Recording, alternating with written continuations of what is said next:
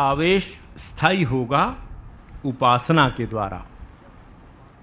जब हम उपासना करेंगे तो बार बार हमारे मन में उसका चिंतन होगा और तब वो स्थायी होगा। कैसी उपासना? श्रद्धया परया। श्रद्धा युक्त उपासना दीर्घ समय तक चलेगी, तब मन भगवान में आवेशित होगा, आविष्ट होगा। बिना श्रद्धा के की गई उपासना फलवती नहीं होती है। श्रद्धावान लभते ज्ञानम तत्परः संयतेन्द्रियः ज्ञानम लब्ध्वा पराम शांतिम अचिरेण अधिगच्छति। गीता की ही बात है। भगवान कहते हैं कि देख अर्जुन, जो श्रद्धावान है उसको ज्ञान प्राप्त होगा। और कैसे? संयत इंद्रिय भी है, वो ज्ञान का दूसरा पक्ष है, उस पर अपन देखेंगे। पर अचिरेण शांतिम अधिगच्छति, उसको तुरंत बिना देरी के शांति मिल जाएगी। पर अभी हम भक्ति के पथ से जा रहे हैं और ये हमारे लिए राजमार्ग है। नारद भक्ति सूत्र में नारद कहते हैं, सातु कर्म ज्ञान योगेभ्योपि अधिकतरा। यह भक्ति कर्म ज्ञान योग से भी अधिक श्रेष्ठ है। तो ये जो श्रेष्ठ भक्ति है, ये श्रेष्ठ भक्ति प्राप्त करने के लिए मन को आवेशित करने का प्रयास करें। अब हम जिसका निरंतर चिंतन करते हैं उस भाव में हमारा मन रंग जाता है, और उस भाव में अगर हमारा मन रंगा तो धीरे धीरे हमको हमारे मन में उसका आवेश होने लगता है, उसकी रुचि होने लगती है, मन उसका चिंतन करने लगता। तो ईश्वर का आवेश हमारे मन में कब होगा? ईश्वर का आवेश हमारे मन में तभी होगा जब हम निरंतर ईश्वर के सानिध्य का, उसके मानसिक प्रत्यक्ष करने का अभ्यास करेंगे, उनका नाम गुण कीर्तन करेंगे, उनके विषय में सुनेंगे, पढ़ेंगे, बोलेंगे। चाहे जिस प्रकार हो, मन को बार बार जब हम ईश्वर की ओर लाने का प्रयास करेंगे तो हमारे मन में अवश्य उसका आवेश होगा। अब भगवान ने बात तो कह दी कि अपने मन में वो आवेश करो, भगवान का आवेश करो। तुम्हारे मन में अगर भगवान का आवेश हो जाए तो क्या होगा? भगवान की सारी शर्तें अगर हम पूरी कर दें तो 6वें और 7वें श्लोक में भगवान ने फलश्रुति भी बताई। ये तो सर्वाणि कर्माणि मयि सन्न्यस्य मत्पराः अनन्ये नैव योगेन माम ध्यायन्तः उपासते तेषाम अहम समुद्धरता मृत्यु संसार सागरात् भवामि न चिरात् पार्थ मयि आवेशित चेतसाम। फिर यहाँ एक शर्त लगा दी। उन्होंने कहा ठीक है, सब कर्म तुम मुझ में करो, मुझ में अर्पण कर दो और मेरे लिए अनन्य योग से मेरी उपासना ध्यान करते हुए करो, और मैं तुम्हारा इस मृत्यु रूप संसार सागर से तुम्हारा उद्धार कर दूंगा। किंतु मयि आवेशित चेतसाम, अपनी चेतना को, अपने मन को मुझ में आविष्ट करना पड़ेगा, मुझ में लगाना पड़ेगा। तो भगवान जब अपने मन को लगाने की बात हमसे कहते हैं कि तुम मुझ में मन लगाओ, तो यहाँ एक व्यवहारिक कठिनाई आपको बताऊं जो साधकों के जीवन में आती। हमारा मन भगवान में क्यों नहीं लगता है? जो भी साधक साधिकाएं हैं, हम विचार करके देखें। वैसे तो मन बिना उद्देश्य के बहुत से प्रपंच रचता रहता है, दिन रात घूमता रहता है, पर यदि हम गंभीरतापूर्वक विचार करके देखें तो हमारा मन भगवान में इसलिए नहीं लगता है कि हमारे मन के सामने भगवान से अधिक महत्वपूर्ण बहुत सी वस्तुएं हैं। वो व्यक्ति हो सकता है, वस्तु हो सकता है, पद हो सकता है, नाम, यश आदि। भगवान से अधिक महत्वपूर्ण विचार हमारे मन में वस्तु, व्यक्ति आदि के रूप में आते रहते हैं, और इसलिए जब हम भगवत चिंतन करते हैं तो हमारा मन वहाँ चला जाता है। इसलिए एक बहुत आवश्यक बात साधक के जीवन में आती है, और वो जीवन में उसके ये आती है कि उसको जीवन में कुछ निर्णय लेने पड़ते हैं, और ये निर्णय लेने का समय जीवन में कभी भी आ सकता है। जब तू जागे तभी सवेरा। यदि किसी को कौमार वैराग्य आ गया, यौवन में बात समझ में आ गई, वो अपनी दिशा में चलता है। किसी को प्रौढ़ावस्था में विचार आया, तब भी उसका जीवन प्रारंभ हो सकता है। वृद्धावस्था में भी अगर हमारे मन में ये विचार आ जाएं, भगवान का महत्व हमारी बुद्धि स्वीकार कर ले, तो वहीं से हमारा जीवन प्रारंभ हो सकता। अब ये जीवन के लक्ष्य के संबंध में हम थोड़ी दृष्टि डालें तो हम ये देखेंगे कि जीवन में जो प्राप्तव्य है, जो हम प्राप्त करना चाहते हैं, हमेशा उसका चिंतन होता रहता है, जिसको महत्वपूर्ण हम समझते हैं। कई बार मुझे ऐसे अनुभव होते हैं, बहुत यात्राएं मैं करता रहता हूँ, आप लोगों को भी अनुभव होते रहते हैं। आप कहीं भी रेलगाड़ियों में या कहीं जहाँ सार्वजनिक स्थान है जाइए, लोग जो चर्चा करते हैं तो देखिए, दो साहित्यकार मिले अगर तो वो साहित्य की चर्चा करेंगे, दो राजनीति वाले मिले तो राजनीति की चर्चा करेंगे, जिनको व्यवसाय आदि में रुचि है उसकी चर्चा करेंगे। तो ये स्वाभाविक करते हैं, इसके लिए कुछ प्रयत्न नहीं करना पड़ता, मन उसमें रमा रहता है। क्यों रहता है? इसका कारण ये है कि हमारी बुद्धि ने निश्चित रूप से, निश्चयात्मक रूप से समझ लिया है कि ये महत्वपूर्ण चीज़ है, अगर ये मुझे मिल जाए तो बहुत अच्छा रहेगा। और ये निश्चयात्मक होने के कारण मन अपने आप उसका अनुसरण करने लगता है, उसको फॉलो करने लगता है। तो हम अपने जीवन के उद्देश्य के संबंध में ये विचार करके देखें कि हमारे जीवन में जो हम चाहते हैं उससे हमें क्या प्राप्त होगा। साधक को सावधानी पूर्वक अपने लक्ष्य का विचार करना चाहिए। लक्ष्य के संबंध में विचार न करने पर हम योग मार्ग से भ्रष्ट हो जाते हैं, और वो योग जो हमें मुक्ति देता, हमारे बंधन का कारण हो सकता है, हो जाता है। बहुत बार सकाम भक्ति बहुत बड़े बंधन का कारण हो जाती है। तो भगवान हमको ये बताते हैं कि उसके लिए तुम्हारे जीवन का उद्देश्य पूर्ण हो, बड़ा हो, मत परह हो जाओ। मत परह कहते हैं जो परम श्रेष्ठ हो, उससे बड़ा और कुछ न हो। अर्जुन को जब उन्होंने कहा कि तू मुझ में मन को आवेश कर ले, और मुझ में आवेश करने के बाद जो करेगा वो काम तू करने लग, तो मत परह। मत परह का तात्पर्य क्या है? मेरे परायण हो जाओ। हम किसके परायण होते हैं? जो जिसको महत्वपूर्ण समझता है, जिसमें उसको सुख की अनुभूति होती है। बहुत से संपन्न लोग, बहुत करोड़पति अरबपति लोग हैं, कुछ उसमें ऐसे लोग हैं जो धन परायण नहीं, वो पद परायण है। पद की प्राप्ति के लिए, एक कॉरपोरेशन के मेयर हो जाने के लिए करोड़ों रुपए खर्च करने को तैयार है। धन परायण नहीं है वो। धन परायण वो लोग हैं कि जो किसी भी मूल्य पर धन को छोड़ना नहीं चाहेंगे, उसके लिए सब कुछ करने को तैयार होंगे। तो जो पद परायण व्यक्ति, उसकी दृष्टि में धन का मूल्य नहीं। जो धन परायण व्यक्ति, उसकी दृष्टि में पद का मूल्य नहीं है।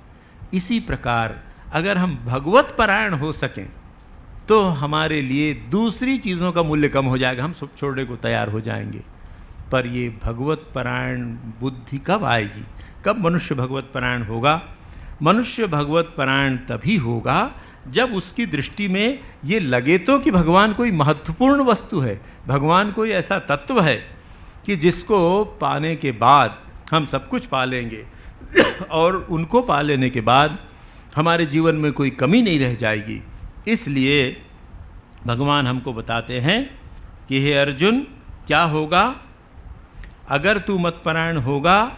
तेषामहं समुद्धरता मृत्यु संसार सागरात भवामि न चिरात पार्थ मयि आवेशित चेतसाम। केवल ये 12वें अध्याय का 7वां श्लोक, यही हम रटते रहें, इसी पर विचार करें, चिंतन करें, तो भगवान का महत्व समझ में आ जाएगा। क्यों समझ में आ जाएगा? भगवान हमको जीवन के एक ऐसे कटु सत्य का परिचय देते हैं जिससे आप हम सब परिचित हैं और सब उससे बचना चाहते हैं। मृत्यु संसार सागरात, यहाँ भगवान ने एक बड़ी महत्वपूर्ण बात कही है।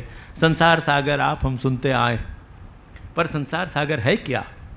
ये माया मोह धन संपत्ति स्त्री पुत्र पति पत्नी बच्चे आदि, ये संसार सागर नहीं है। मृत्यु संसार सागरात, मृत्यु ही संसार सागर है। हम सब कुछ चाहते हैं, उसको मृत्यु एक झटके में हमसे छुड़ा लेती है। तो हम फंसते माया मोह में नहीं। माया मोह में फंसे हुए कितनी देर फंसेंगे? जिस दिन मृत्यु आई, जिस क्षण यमराज का नोटिस आया, एक क्षण में सब चला जाता है। तो सबसे बड़ा सागर जिसको पार उतरना है वो तो मृत्यु है। तो भगवान कहते हैं मृत्यु संसार सागरात तुझको मैं समुद्धरता भवामी। किसका उद्धार करेंगे? मयि आवेशित चेतसाम। और भगवान ने बहुत बड़ा आश्वासन दिया, हे अर्जुन तेषाम अहम समुद्धरता भवामी, तू चिंता मत कर, मैं तेरा उद्धार करने वाला हो जाऊंगा, तुझे कुछ नहीं करना है। क्या करना है? चित्तम मयि आवेश, मुझ में चित्त का आवेश कर दे। तो ये चित्त का आवेश करने की जो प्रक्रिया है, इसको ये साधना की दृष्टि से थोड़ा विस्तार में विचार कर लेना अच्छा होगा। हमारे भारतीय पद्धति में जो मनोविज्ञान है और पाश्चात्य मनोविज्ञान है, उसमें एक बहुत बड़ा अंतर है। पाश्चात्य मनोविज्ञान में चित्त की धारणा नहीं, अंतःकरण की धारणा नहीं, उनके यहाँ माइंड है। और आजकल पिछले 100 वर्षों से अब सेल्फ भी कहने लगे हैं, बड़ा कैपिटल एस लिख के सेल्फ कहते हैं, वो आत्मा का पर्यायवाची सा करते हैं। हमारे यहाँ हमारे ऋषियों ने हमको अंतःकरण चतुष्टय बताया। हमारा ये जो हृदय है भीतर है, अंतः माने भीतर, करण माने उपकरण, इंस्ट्रूमेंट। तो ये जो हमारा अंतःकरण है, ये अंतःकरण 4 भागों में 4 प्रकार की कर्म करता है, क्रियाएं करता है, इसलिए उसका विभाग है। चित्त, मन, बुद्धि और अहंकार, इसको अंतःकरण चतुष्टय कहते हैं। चिंतना चित्त, जो चिंतन करता है वो चित्त है।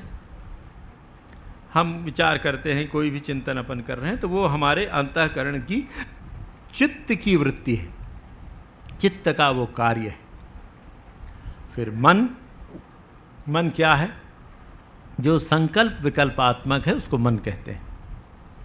अब दूर से कोई एक आपके मित्र आ रहे हैं, अब आप देख रहे हैं शाम हो रही, थोड़ा अंधेरा है, कि अच्छा ये राम कुमार जी आ रहे हैं कि कृष्ण कुमार आ रहे हैं। दोनों मित्र दिखने में प्राय समान हैं, तो आप निश्चय नहीं कर पा रहे हैं कि ये राम कुमार हैं ना कृष्ण कुमार हैं। इतने में वो किसी बिजली के खंभे के नीचे आ जाते हैं और प्रकाश में देखते हैं, अरे ये तो राम कुमार जी आ रहे हैं। तो जब तक अनिश्चय था वो मन था कि ये राम कुमार हैं या कृष्ण कुमार हैं, और ज्यों ही प्रकाश में स्पष्ट हुआ, निश्चय हो गया कि अरे ये तो कृष्ण कुमार जी हैं। ये निश्चयात्मिकता वृत्ति अंतःकरण की हुई, इसका नाम बुद्धि है। और फिर ज्यों ही ये निश्चय हुआ तो अच्छा ये मेरे मित्र हैं, तो ये जो मैं अपनापन आया, इसका नाम अहंकार है। चित्त, मन, बुद्धि और अहंकार, तो ये मन के या चित्त की विभिन्न, अंतःकरण की विभिन्न वृत्तियां हैं। अंतःकरण की इसी वृत्ति के द्वारा ही जीवन में परिवर्तन आता है। अंतःकरण में परिवर्तन आए तो जीवन परिवर्तित हो जाता है। इस अंतःकरण को परिवर्तित करने की प्रक्रिया का नाम योग है।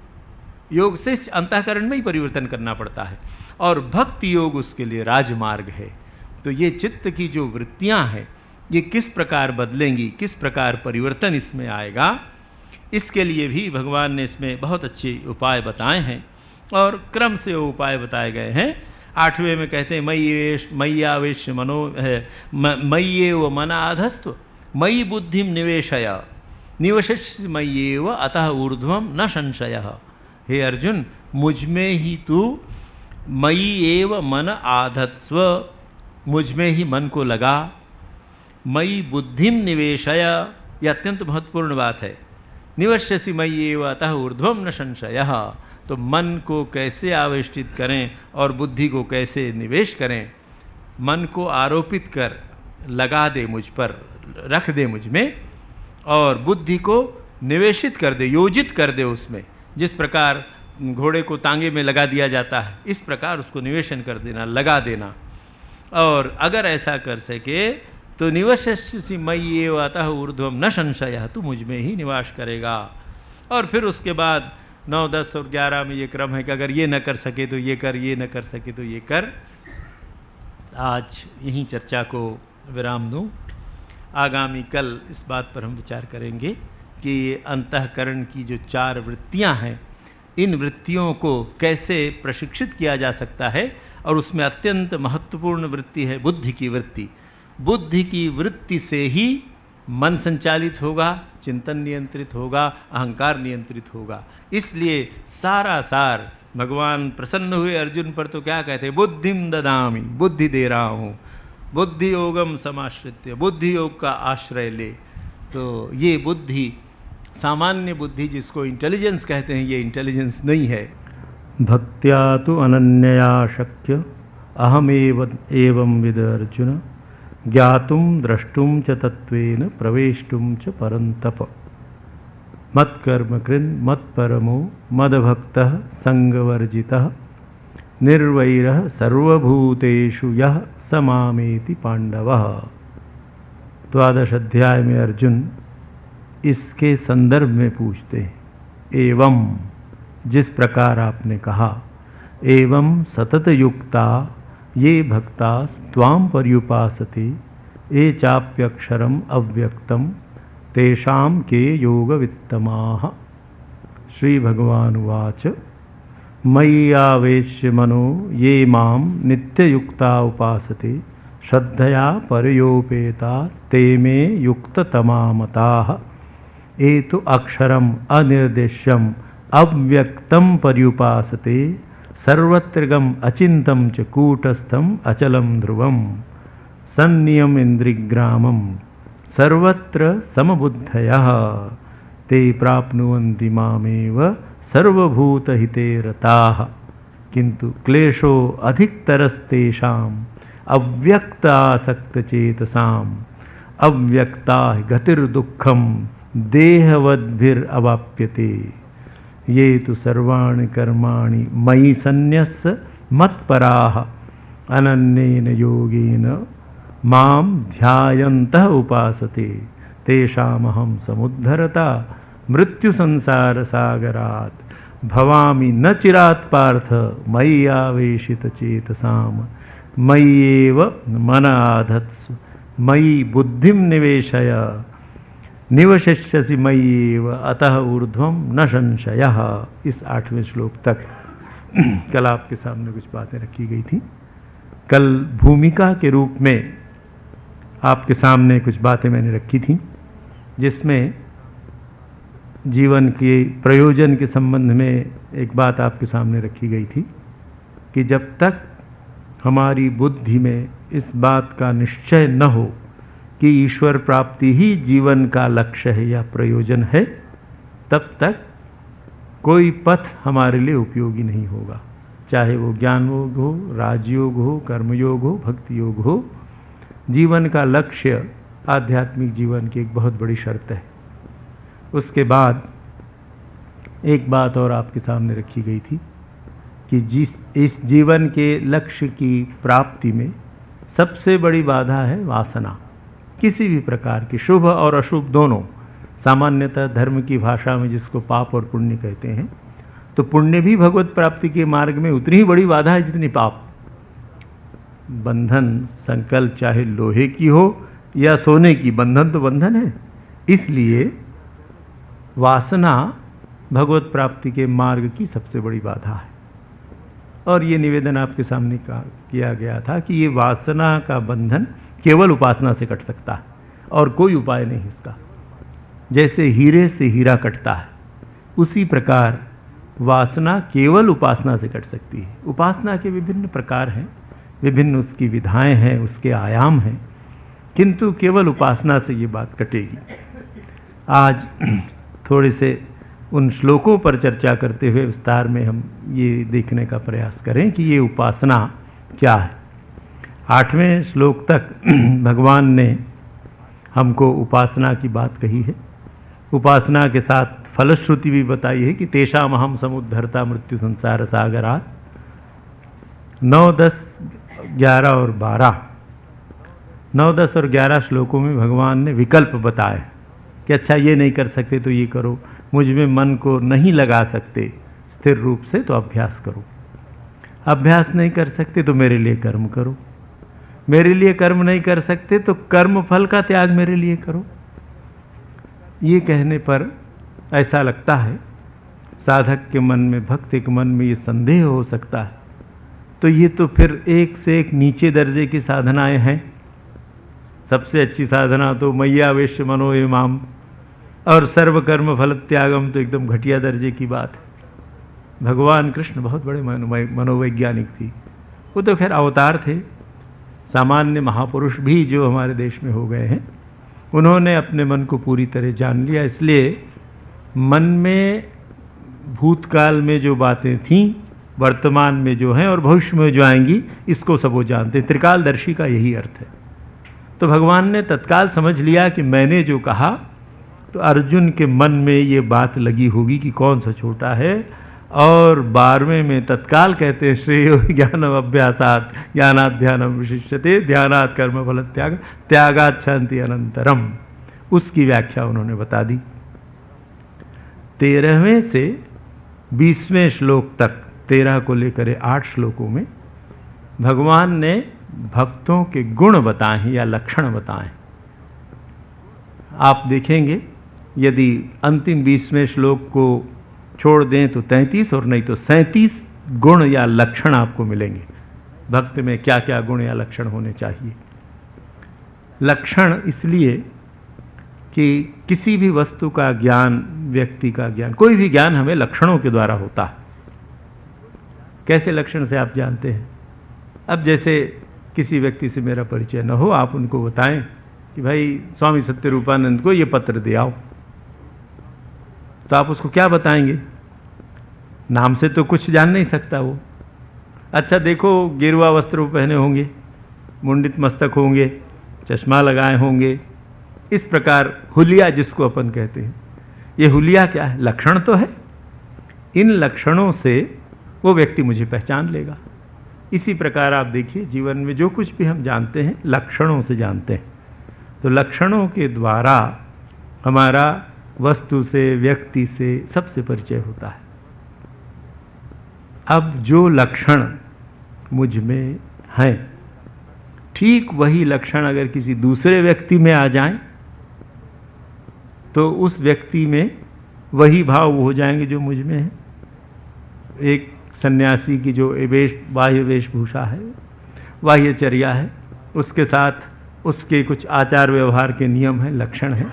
उन सभी लक्षणों को एक ऐसा व्यक्ति जो आज सन्यासी नहीं है अगर पालन करने लगे, उसका अनुसरण करने लगे, तो क्या परिणाम होगा? वो भी सन्यासी हो जाएगा। वो भी गेरुआ धारण करने लगे, मुंडित मस्तक रहे, और सन्यासी की जो प्रक्रिया है, यदि मन में वो ऐसा निश्चय लेके कि करे कि येषणात्रयं मयं त्यक्त्वा, मैंने सारी येषणाओं का त्याग किया है या करूँगा, तो इस प्रकार यदि उन लक्षणों का आरोप और अभ्यास करे तो वो सन्यासी हो जाएगा। तो हम लक्षणों के द्वारा ज्ञान प्राप्त करते हैं, और इन लक्षणों को जब हम देखते हैं तो उसका चिंतन होता है मन में, और जिसका चिंतन निरंतर होता रहता है वो हमारा स्वभाव बन जाता है। संगात संजायते का वाली बात 2 अध्याय में आप देखिए, ध्यायतो विषयान पुंसः संगस्तेषुपजायते संगात संजायते कामः कामात् क्रोधो विजायते। वो फिर अलग बात है, क्रोधात् भवति सम्मोह, सम्मोहात् स्मृति विभ्रमः आदि, वो दिशा है जब संसार की ओर मन चिंतन करता है। पर ध्यायतः विषयान, ध्यायतः वैराग्यान पुरुषाम, ध्यायतः भगवान भगवतम पुरुषाम, जो भगवान का ध्यान करता हो तो उसमें वो सारे गुण आ जाएंगे। तो ये एक बहुत महत्वपूर्ण बात है। तो अब व्यवहारिक दृष्टि से विचार करें। दूसरे श्लोक में भगवान ने क्या कहा कि हे अर्जुन, मयि आवेश्य मनः ये माम नित्ययुक्ता उपासते श्रद्धया परया उपेताः ते मे युक्ततमा मताः। वो सबसे बड़े योगी हैं मेरी दृष्टि में, वो बड़े युक्त पुरुष हैं। कौन? मयि मनः आवेश्य, जिन्होंने मन को मुझ में लगा लिया है, नित्य युक्ता, निरंतर मुझ में लगे हुए हैं। कैसे? ये परया श्रद्धया, परया श्रद्धा से, परम श्रद्धा से, उपेता, एकदम ओतप्रोत होकर, उपासते ते में युक्त तमामताः। अब यहाँ भगवान ने उपासना के ये सारे विशेषण दिए हैं। ये उपासना कैसी उपासना? मुझ में मन लगाए, वो एक उपासना है। भगवान की उपासना अर्थात भगवान में मन लगाओ, मुझसे हमेशा जुड़ा रहे, नित्य युक्त रहे, उपासना का दूसरा अंग या दूसरा प्रकार। मुझ पर परम श्रद्धा रखे, ये भी उपासना का एक अंग है। और ऐसा उपासक मेरी दृष्टि में बड़ा योगी है या सबसे बड़ा साधक है। भगवान शंकराचार्य ने इस श्लोक की व्याख्या करते हुए उपासना के विषय में लिखा है। थोड़ी सी उसकी चर्चा आपके सामने रखूं, इसलिए कि उपासना के द्वारा हमारी वासनाएं कटेंगी, और वासनाएं यदि एक बार कट गई तो फिर मुक्ति में देर नहीं लगती, मुक्ति वहीं, निर्वासना होते ही तत्काल मुक्ति हो जाती है। भगवान शंकराचार्य लिखते हैं, उपासनम नाम यथा शास्त्रम उपास्यस्य अर्थस्य विषयीकरेण सामीप्यम उपगम्य तैलधारावत् समान प्रत्यय प्रवाहेण दीर्घकालम यदासनम तद उपासनम आचक्षते। ये कहते हैं कि देखो उपासना क्या है। उपासनम नाम, उपासना क्या है? शास्त्र यथा शास्त्र उपासस्य अर्थस्य। ये एक अत्यंत महत्वपूर्ण बात है। संकेत में जो आपके सामने कल रखा गया था कि इष्ट का चयन करना चाहिए। अब इष्ट का चयन करना चाहिए तो आधुनिक पढ़े लिखे लोग कहते हैं अरे पुराणों में सब पूंगापंथी बात है, कहाँ भगवान के 4 हाथ और दुर्गा की 8 भुजा की 10 भुजा की 12 भुजा, और भगवान शंकर के सिर में जटा से गंगा बह रही है। हम ये शास्त्रों में वर्णित भगवान के किसी रूप को नहीं मानते। तब क्या करें? जो हमारे मन में आता है। हमको स्टालिन बहुत अच्छा लगता है, लेनिन बहुत अच्छा है, हम उसी की उपासना करेंगे। जरूर करो, किंतु लेनिन की उपासना करेंगे तो लेनिन के गुण आ जाएंगे आप में। अब आप सोच लीजिए, जीवन में आप स्टालिन लेनिन चाहते हैं या जीवन में शांति चाहते हैं? आचार्य शंकर इतने बड़े अद्वैतवादी थे, किंतु शास्त्र मर्यादा के संबंध में कहीं उन्होंने किसी प्रकार का समझौता नहीं किया। इसलिए नहीं किया कि सामान्य साधक की बुद्धि इतनी सूक्ष्म और शुद्ध होती ही नहीं है कि वो आध्यात्मिक तत्वों को समझ ले। इसलिए उसको शास्त्रों पर विश्वास करना चाहिए। शास्त्र किसने लिखे हैं? जिन्होंने सत्य का साक्षात्कार किया है। ऋषियों ने लिखा। ऋषि कौन है? ऋषयः मंत्र द्रष्टारः। ऋषि वो हैं जिन्होंने मंत्रों को देखा, अपने मन से नहीं लिखा। अपनी आध्यात्मिक साधना की अनुभूति के क्षणों में उन्होंने प्रत्यक्ष मंत्रों के दर्शन किए, और उन मंत्रों को आपके हमारे कल्याण के लिए शिष्यों को बताया, शिष्यों ने पुस्तकों में लिखा। इसलिए उपासना की पहली शर्त ये है कि शास्त्र ने जिसकी उपासना का विधान किया है, आपकी श्रद्धा जिस शास्त्र पर हो उसका प्रश्न यहाँ नहीं है। कोई शैव है, कोई वैष्णव है, कोई शाक्त है, जो भी हो, किंतु सगुण उपासना की यहाँ बात है। और उपासना सगुण की होती है, वह भी अपन विचार में देखेंगे कि कैसे निर्गुण की उपासना नहीं हो सकती।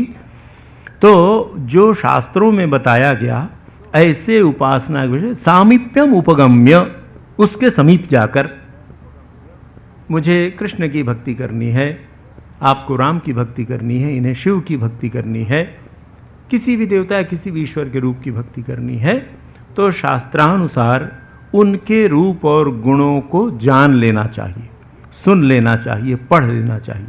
ये पढ़ने के बाद सामीप्यम उपगम्य, उनके समीप जाना चाहिए। तो हम कैलाश में जाएं भगवान शंकर के पास, या वृंदावन में जाएं कृष्ण के पास, जाकर देखते हैं कृष्ण मिलेंगे नहीं। शरीर को वृंदावन में ले जाया जा सकता है, शरीर को कैलाश में ले जाया जा सकता है, पर शरीर जहाँ जाता है वहाँ भगवान मिलते नहीं। भगवान मिलते जहाँ मन जाता है। तो कैसे भगवान के समीप जाया जाए? कथम सामीप्यम उपगम्य तैलधारावत समान प्रत्यय प्रवाहेण। जैसे एक पात्र से दूसरे पात्र में तेल को ढालते हैं तो उसकी धारा निरंतर बनी रहती है, उसमें टूट नहीं होती। जल की धारा में तो टूट हो जाती है।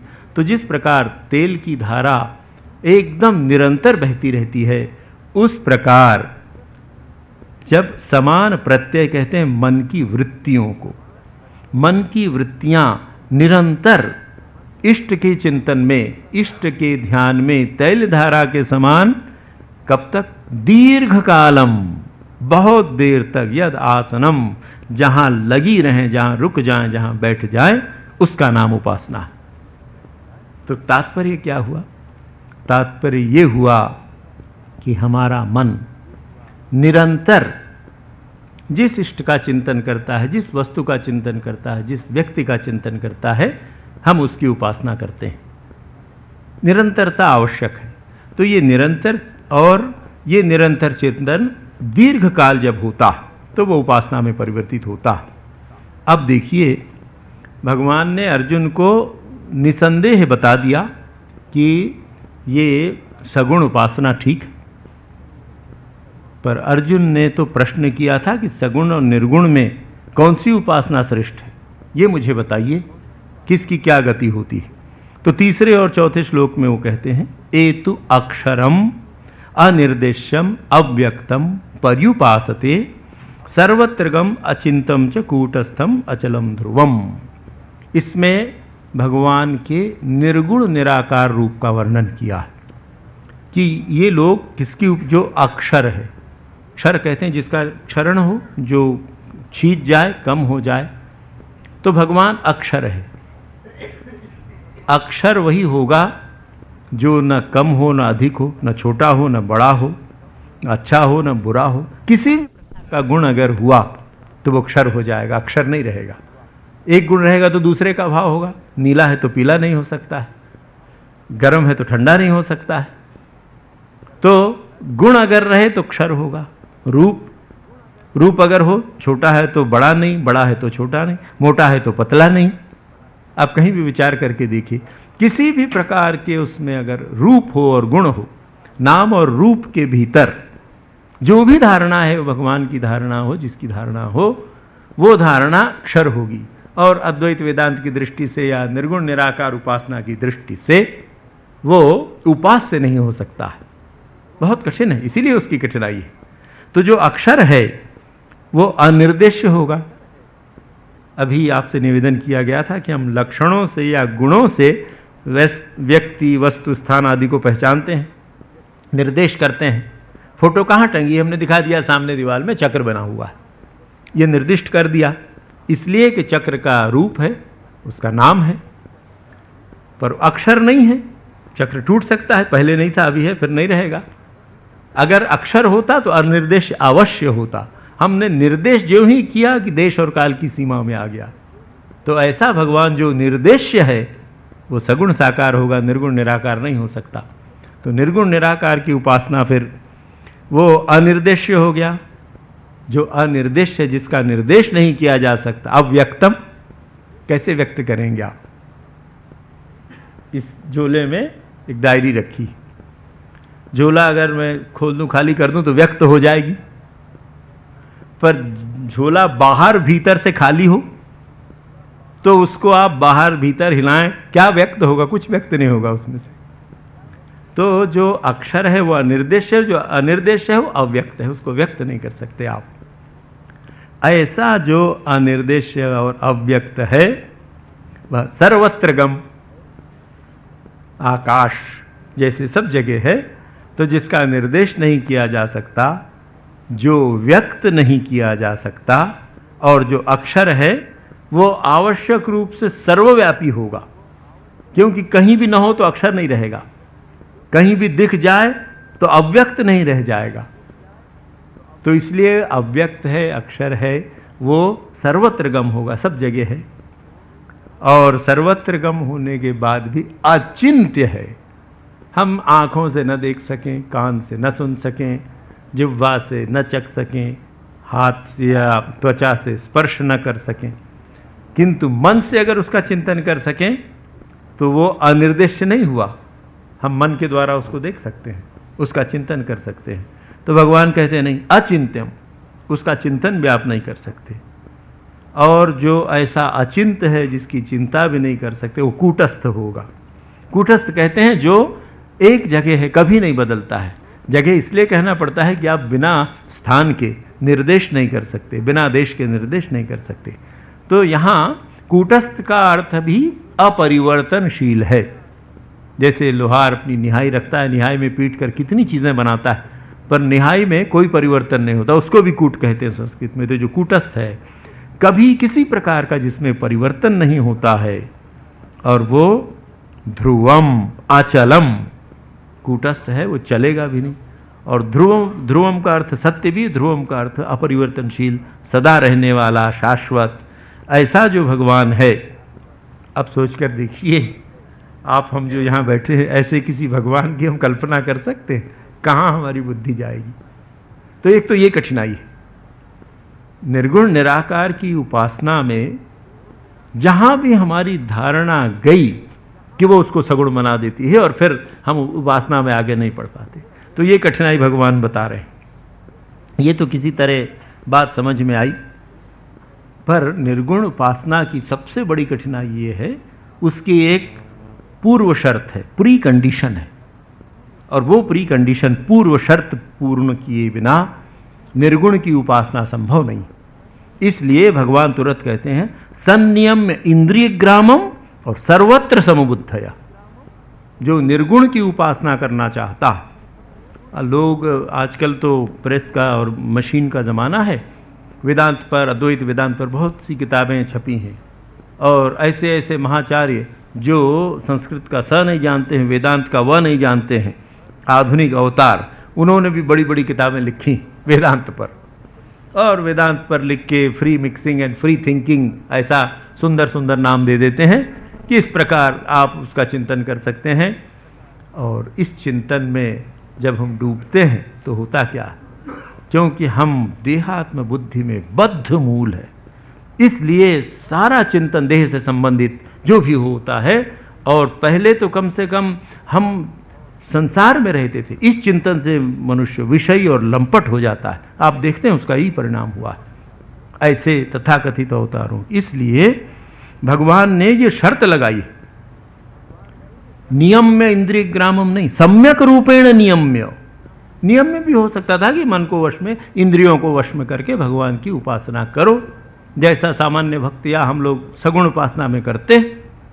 पर निर्गुण उपासना के लिए संनियम इंद्रिय ग्रामम, सम्यक रूपेण। निर्गुण उपासना या ज्ञान योग के साधक को किसी भी प्रकार की छूट नहीं है, उसको अपने मन और इंद्रियों पर पूर्णतः वश रखना पड़ेगा। तो जब तक उसके मन और इंद्रियों पर पूर्ण वश नहीं होगा, ज्ञान योग की साधना के लिए अयोग्य हो जाएगा, और उसकी बुद्धि तो नियम में इंद्रिय ग्रामम समबुद्धया, पर नहीं, भगवान ने यहां भी विशेषण लगाया सर्वत्र समबुद्धया। समबुद्धि तो ठीक है, बहुत बार समबुद्धि हम लोग विवशता से भी हो जाते हैं। अरे चलो भाई, नौकरों से काम लेना है तो क्या करोगे, पंगत में उनको भी खिलाओ, जल्दी जाना है तो ड्राइवर को भी साथ में बिठा लो। कब? जब जल्दी जाना है, उसको अलग बिठाने की जगह नहीं। पर जहां सुविधा है, सर्वत्र नहीं है, सुधारे उसको उधर सामने बिठा दो बरांडे में, तो सर्वत्र समबुद्धया नहीं हुआ। तो ज्ञान योग की साधक को सर्वत्र समबुद्धया होना पड़ता है, और सर्वत्र समबुद्धया होने के बाद पर्युपासते, केवल उपास, परि कहते हैं चारों ओर, परिव्याप्त माने सब तरफ जो व्याप्त है। तो देश और काल दोनों में, सब काल में और सब समय, सब देश में, सब काल में वो भगवान की उपासना करे। पर्युपासते, अच्छी तरह उपासना करता है, दिन रात उसकी उपासना करता है। और उससे एक और बड़ी शर्त भगवान ने रखी कि ठीक है, तुम समबुद्धि भी हो गए, सर्वत्र समबुद्धि, तो हमको क्या लेना देना है भाई, सब समान है। अगर कोई मरे तो, कोई जिए तो, कोई अकाल पड़ा है अकाल पड़े, हमको क्या लेना देना, हमारी तो समान बुद्धि है। किसी को कष्ट है, दुखी है, होगा होगा, हमें क्या लेना देना है। तो भगवान ने एक और शर्त लगा दी कि अगर ज्ञान योग की साधना करना चाहते हो तो सर्वभूत हिते रताः, ये समबुद्धया कि हम उससे भाग जाएं अपनी जवाबदारी से, क्योंकि गीता में तो लिखा है हमको समान है भाई, किसी से लेना देना है, हम उदासीन वदासीन हैं। होगा, देश में संकट है तो है, हमको क्या लेना देना है, हम तो अपने भजन में लगे हैं, हमारा परिवार हमारा घर ठीक है। नहीं, भगवान कहते हैं तुम्हारी पहचान सर्वत्र समबुद्धया, ये तो ठीक बात है, पर जो सर्वत्र समबुद्धया है वो तत्काल सर्वभूत हिते रताः होगा, इसलिए कि किसी विशेष में उसकी आसक्ति नहीं है, सबके प्रति उसकी समान बुद्धि है, और सबके प्रति समान बुद्धि होने के कारण सबकी सेवा करता है। क्यों करता है? कि यदि मुझे भूख लगी है तो मैं भोजन करता हूँ, मैं अस्वस्थ हूँ तो अपनी चिकित्सा करता हूँ। तो जो सर्वत्र समबुद्धया है वो दूसरे व्यक्ति को अपने समान समझता है, तो अपने भूख को मिटाने की वो चेष्टा करता है, तो तत्काल दूसरे के भूख को मिटाने की चेष्टा करेगा जो भी उसके सामने है, और इसलिए वो सर्वभूत हिते रताः स्वाभाविक रूप से हो जाता है। क्योंकि वो सर्वभूत में अगर हित न रखे, सबके उनके हित में रत न रहे, तो वो समबुद्धि नहीं है, उसमें भेद बुद्धि आ गई, पक्षपात आ गया, और पक्षपात आते ही फिर वो समदर्शन नहीं रह जाएगा, और समदर्शी जब नहीं रहेगा तो कितने प्रकार के और सारे दुर्गुण दोष उसमें आ जाएंगे, फिर वो इंद्रिय आदि संयम नहीं रह सकेंगी। इसलिए भगवान कहते हैं। और इसके बाद एक और बड़ी बात अर्जुन को बताते हैं, जिसके कारण भक्ति योग है।